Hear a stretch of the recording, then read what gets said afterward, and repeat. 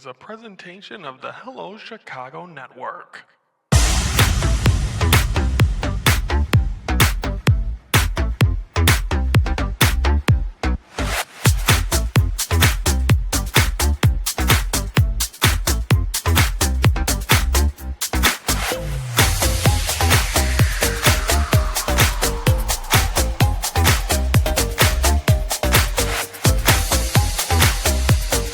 Hello, Chicago Network is on the air. Hello, everybody. I'm Ryan Yanishadis, and it is time to focus for this Monday, October the 20th. Let's start this thing off. Let's go with some Bears focus.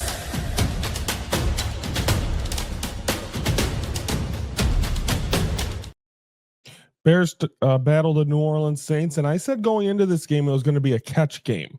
But the thing is I think they played pretty well. I mean, there were times where it looked like, okay, here comes New Orleans. They were going to battle back and try to win this game. I think it was 3.5 going in, 4 maybe for the Bears. But I did take the Saints with the points. I'm like, this might be a catch game. They're not going to play well, but guess what? They were able to do it. They were able to beat a team that they should be able to beat. They win of a final of 26-14. Offensively, I mean, obviously Caleb Williams, I think he missed some passes. There were some things he didn't do great. The running was good. Turnovers, they were able to get that. The defenses look better. So I think overall you got to be happy with what you saw. Still not great, but you're starting to see the progress of the Chicago Bears team. They're playing well. They're able to now be 4-2. I know that 4 wins might be a kind of a PTSD moment for Bear fans, because last year when they got their 4th win, all of a sudden that's when this team just started to completely collapse, be completely done. But guess what? That's not the case. Hopefully this time they get their 4th win. They're able to win games they're supposed to. And now they're not in last place in the NFC North anymore. It's the Minnesota Vikings, the team they actually lost to. So hopefully they can continue that. The Packers did win. The Lions played tonight. So the NFC North, I think, could be one of the best divisions in football. I mean, everyone's at least 500 or better. But I think you got to be happy with the Bears being able to get this one. Yes, you'd love to see a good blowout win. The Saints had opportunities to keep that, and I was rooting for the spread at times. I'm like, well, if they can get a touchdown here, make it interesting. But the Saints really never had the chance, and I think that's huge.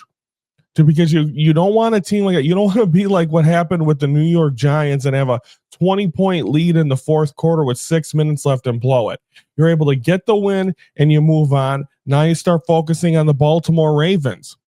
The Ravens, and we'll talk about that on Friday, they're going to look different. I know their record looks terrible, but that doesn't mean that they're going to be continuing to play bad.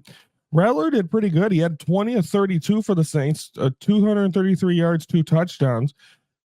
Caleb Williams, I believe the over-under was 221, and he only had 172 passing yards. But Swift, once again, 2 straight games, 124 yards, a touchdown. DJ Moore, who was in the hospital, I think, on Tuesday following that Monday night game, he had 3 receptions, 43 yards. So you got to be happy with where they're at. They're 4-2, and like I said, this part of the schedule that was supposed to be so difficult now, it doesn't look. I mean, it's still going to be difficult. Baltimore's going to be Baltimore, and then Joe Flacco's playing better with Cincinnati. So 2 games on the road. So we'll see where this team is at when they return home. But I think you got to be happy at 4-2. Toughest division is going to be fun. There's a division where 3 teams could make the playoffs, so it definitely can be exciting. So a nice win by the Chicago Bears. They're 4-2. We will preview Sunday's game coming up on Friday's edition of the Hello Chicago Network Focus. Now let's shift gears. It's time. Let's continue our football trend with some Northwestern focus or Wildcats focus, however you guys want to call it.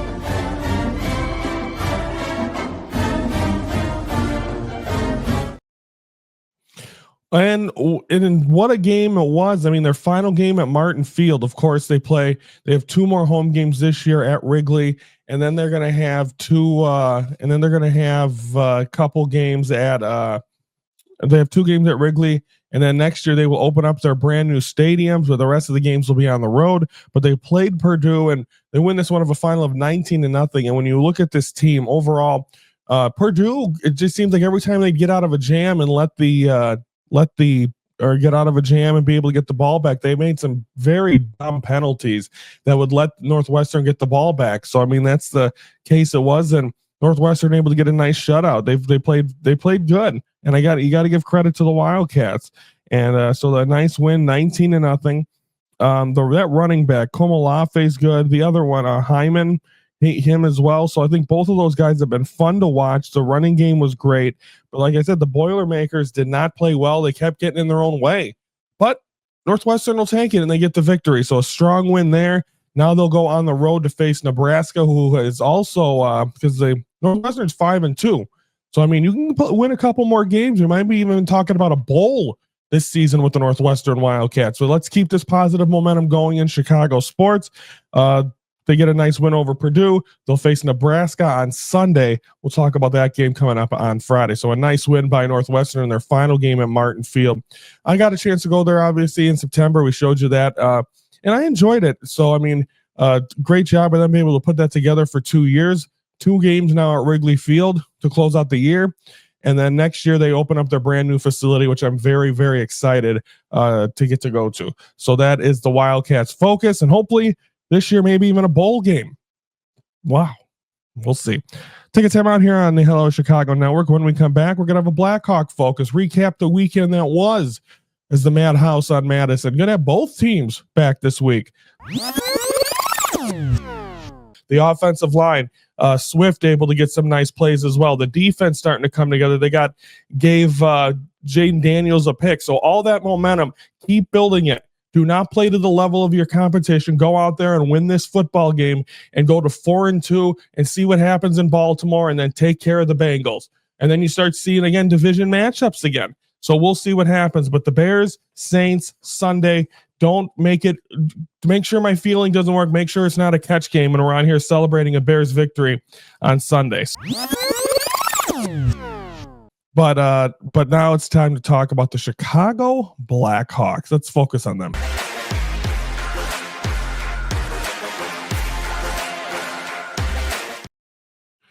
Blackhawks, what a performance. Let's go Friday for the Hawks. A couple of their home opener. They were unable to get the victory in. They had a 2-0 lead in this game, and unfortunately did not last. They give up 2 in the second period to Vancouver. They have a 3-2 lead. Or they lose 3-2 in a shootout, so they do get a point. Then Sunday, the Anaheim Ducks in town. Joel Quenneville, his return back to the Joel Quenneville and his return back to the Madhouse. Of course, he was the head coach for all those Stanley Cups, and the Blackhawks win of a final of 2-1. So a nice job there by the Hawks, and I believe what are they 3-2-1? So I mean they're playing some very good hockey, or 3-2-2. So great job there by the Blackhawks to be able to get some victories. They're playing well. If you look at I'm looking right now at the goals. Frank Nazar leads it with 3. Connor Bedard's got 2 and 5 assists. 3 goals for Ryan Donato, and Tyler Bertuzzi's got 2. Mikheyev, which I still can't say his name, so bear with me. He's got 3 goals. So, I mean, they're scoring goals. And also Spencer Knight's been great at net. And we got a chance to see him last year. I believe he was acquired last year during the season. And that's when you started to finally see him.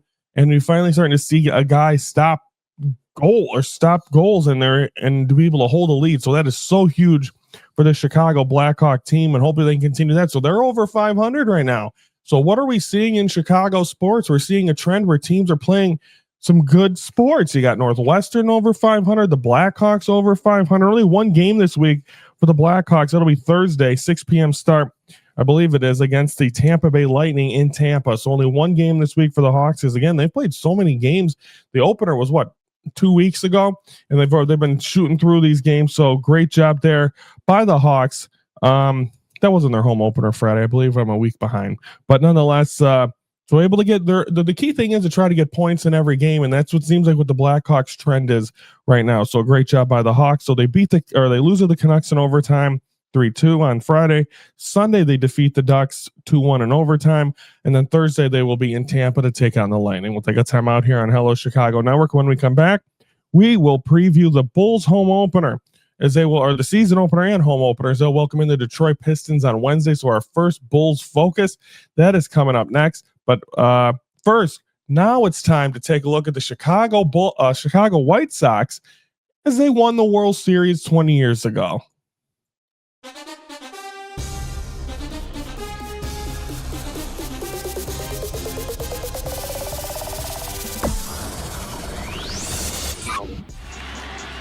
Tying run at second, 2 out. Palmero over the head of Jenks. Uribe charges, throws, out! And the White Sox have won the World Series. Juan Uribe with a play, charging it, throwing it, and the White Sox celebrate their first title in 88 years.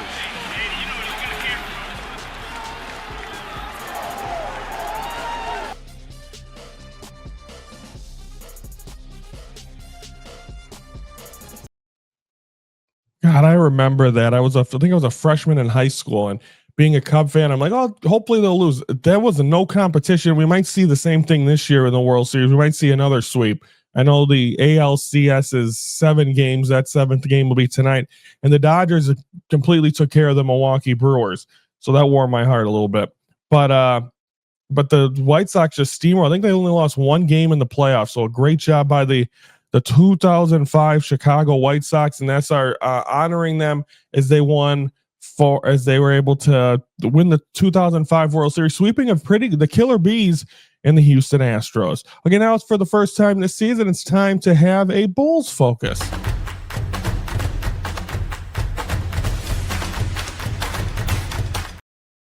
Okay, let's preview as they only have 1 game this week. It'll be Wednesday when the season tips off, and they're going to tip off against the Detroit Pistons at the 7 p.m. start on Chicago Sports Network. But so the Pistons are a pretty young team. They're good. I mean, remember a couple of years ago, they were just so bad. I think they had one of the worst records in NBA history. Then all of a sudden last year, they were one of the top seeds. I think if you look overall at the Chicago Bulls team, you're hoping for something better. The goal is always to not have to play. It seems like they're the designated play-in tournament, or not. Is it the play-in tournament? Whatever it's called. They need to, it'd be nice to be able to get a seed and not have to deal with that. This is the Bulls team that I think you're going to get another year of Buzelis. I know you got Nikola Vucevic, but hopefully he can step it up for this team. Then you also got obviously Kobe White, and then you got Josh Giddey. Those two led this team. Those two when they played their hottest basketball last year in the middle of the season, and they finally got it going. Those two are the guys that led the charge, and hopefully we'll get a chance to see some of the new names be able to play well also. So I think this is going to be a fun team, and hopefully we're going to see this team just lead the charge, and hopefully that's the goal this year, is to not have to play the play-in tournament and just be able to watch. Because again, you got Boston without Tatum, you got Indiana without Tyrese Halliburton. So I mean, you have a chance now. That's 2 spots that you could possibly have a better chance of catching and at least getting into that 6th seed and trying to not have to play in the play-in, where the Bulls are always there and they just can't get over that hump. So we'll see what happens, but I'm optimistic on this team. I was talking to my dad, he was kind of laughing at me, but I'm just like, I think this Bulls team has an opportunity to have a very good season. I think last year you saw glimpses of it. They needed to be continued. I know they had the luck. I mean, the Josh Giddey half court or full court game winner, but that was some fun. That's probably some of the most fun Bulls basketball we've seen in the last 5 to 10 years. So, I mean, hopefully they can continue that this year, and hopefully they continue to play well. So Wednesday, home against the Pistons, the 2025-2026 NBA season tips off for the Bulls. So that should be fun. We'll recap that and then preview the weekend. Coming up on Friday's show, we'll preview the Bears as they get ready to take on the Baltimore Ravens. We'll preview Northwestern, recap and preview the week and weekend for Blackhawks and Bulls, as we are now fully in the winter sports for Chicago. That'll do it for us. Everyone have a great Monday. Have a great rest of your week. I'm back Friday for a focus. As always, the close, because we're here at the beginning and the end of every week. I'm Ryan Yanishadis from the Hello Chicago Network, and we are the focus. Yes, the focus of Chicago sports. But I forgot to do the thing, so now we're the focus of Chicago sports. It's Monday, folks.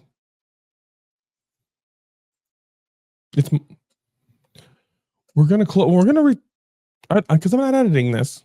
We're gonna do it right. We're gonna do it right here. It's a Monday. Things started slow. Things are ending slow. This is the Hello Chicago Now. Don't forget to comment below.